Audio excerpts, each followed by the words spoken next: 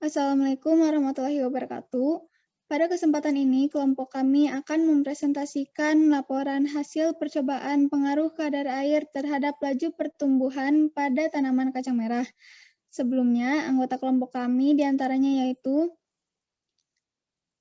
1. Gelar Aji Nugroho, kedua ada Galih Pandya Mahendra, ketiga saya sendiri Nisarin Karabani, dan keempat ada Salman Setiari Pratama. Pada presentasi ini ada 5 poin yang akan kami sampaikan. Saya sendiri akan menjelaskan bagian pendahuluan. Salah satu ciri makhluk hidup adalah mengalami pertumbuhan dan perkembangan. Begitu juga dengan pertumbuhan kecambah kacang-kacangan. Pertumbuhan adalah peningkatan ukuran yang bersifat permanen atau tetap, tidak dapat dibalik, dan bersifat kuantitatif. Sedangkan perkembangan adalah proses perubahan menuju kedewasaan yang bersifat kualitatif. Dalam pertumbuhan dan perkembangan, tanaman dipengaruhi oleh faktor internal dan faktor eksternal. Faktor internal diantaranya yaitu genetika dan hormon, sedangkan faktor eksternal yaitu cahaya, suhu, kelembaban, pH, air, unsur hara, dan oksigen. Air merupakan bagian esensial selain sinar matahari dalam proses pertumbuhan dan perkembangan. Seperti halnya pada tumbuhan kacang merah, air berperan penting dalam fotosintesis, khususnya pada reaksi terang. Pada penjelasan selanjutnya akan dijelaskan oleh rekan saya Galib. Terima kasih Nisa atas penjelasannya. Kacang merah atau Phaseolus vulgaris L atau kacang jogo atau kacang buncis tipe tegak tergolong dalam tanaman semak merambat yang membutuhkan penyangga ketika tumbuh. Kacang merah tumbuh dengan memiliki tinggi sekitar 3,5 meter sampai 4,5 meter, sedangkan buahnya berbentuk polong serta memanjang. Dalam satu polong umumnya terdapat 2-3 hingga 3 biji kacang merah. Bentuk biji kacang merah memiliki ukuran lebih besar dibandingkan biji kacang hijau ataupun kacang panjang, dengan kulit biji berwarna merah bata atau merah tua. Jika kulit biji dikupas, maka akan terlihat biji kacang yang berwarna putih.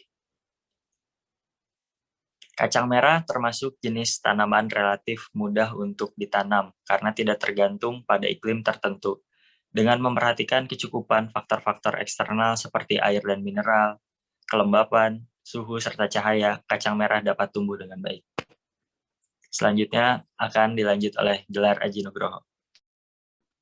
Oke, baik. Terima kasih kepada Galib. Kali ini kita akan lanjut membahas tentang metodologi penelitian.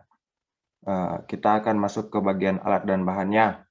Dari segi alat, yang pertama ada 3 buah tempat atau pot. Yang kedua, penggaris. Yang ketiga, alat tulis. Yang keempat, gelas ukur. Dan yang kelima, ada ponsel atau kamera untuk dokumentasi. Oke, di bagian bahannya ada nomor satunya 3-6 butir biji kacang merah. Yang kedua, media tanam tanah. Dan yang ketiga, air. Di bagian cara kerjanya, yang pertama, siapkan alat dan bahan penelitian yang dibutuhkan. Yang kedua, menyiapkan 3 buah tempat atau pot. Yang ketiga, memasukkan tanah pada pot hingga memenuhi 3/4 bagian pot. Yang keempat, memasukkan biji kacang merah pada setiap pot, masing-masing 1 biji. Yang kelima, melabeli tiap pot dengan keterangan kadar air yang berbeda. Untuk pot A sebanyak 100 ml, pot B sebanyak 70 ml, dan pot C sebanyak 50 ml. Yang keenam, meletakkan gelas plastik tersebut pada lingkungan yang sama, tetapi disiram dengan kadar air sesuai yang tertera pada label masing-masing gelas.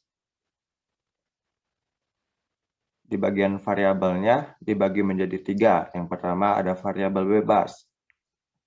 Variabel yang menyebabkan timbulnya variabel terikat pada penelitian kami yaitu kadar air.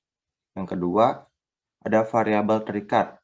Variabel yang mempengaruhi atau yang menjadi akibat karena adanya variabel bebas, yaitu tinggi batang. Dan yang ketiga, variabel terkontrol. Variabel yang dikendalikan atau dibuat konstan sehingga pengaruh variabel bebas terhadap variabel terikat tidak dipengaruhi oleh faktor luar yang tidak diteliti, seperti jenis tanaman, media tanaman, ukuran media tanaman, hingga lingkungan, yaitu suhu, cahaya, dan kelembapan. Selanjutnya akan dibahas oleh Salman. Baik, terima kasih kepada rekan saya Gelar Rajin Nugroho, Nisa Rengka, dan juga Galip yang telah membantu menjelaskan.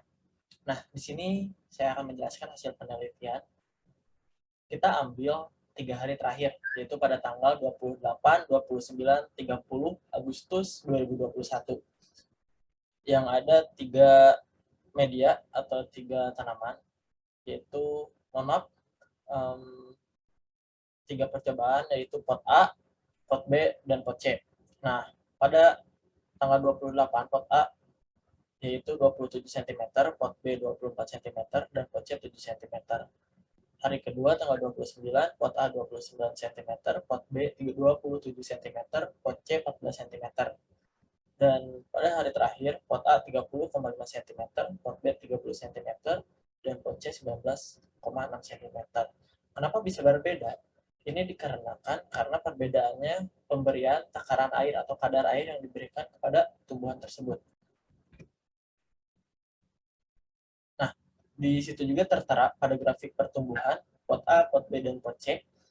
Grafiknya itu naik dari tanggal 28 sampai 30 Agustus. Baik, di sini berdasarkan hasil penelitian terdapat perbedaan pertumbuhan yang dipengaruhi oleh perbedaan pemberian takaran kadar air. Nah, yang diberikan pada tumbuhan kacang merah. Kadar air yang paling baik untuk proses pertumbuhan dan perkembangan biji tanaman kacang merah dari percobaan kami adalah 100 ml. Nah, pada biji kacang merah yang diberi air dengan kadar air 50 dan 70 ml juga mengalami pertumbuhan dan perkembangannya yang optimal. Hanya saja membutuhkan waktu yang lebih lama dibandingkan dengan kadar air 100 ml. Nah, di sini saya juga lampirkan beberapa dokumentasi hasil dari penelitian kami. Ini ada dokumentasi pot A yang diberi 100 ml. Ini pot B. Dan yang terakhir, ini pot C.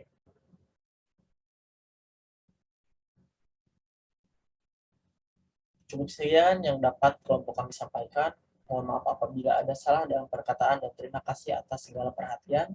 Billahi taufiq wal hidayah. Wassalamualaikum warahmatullahi wabarakatuh. Dadah.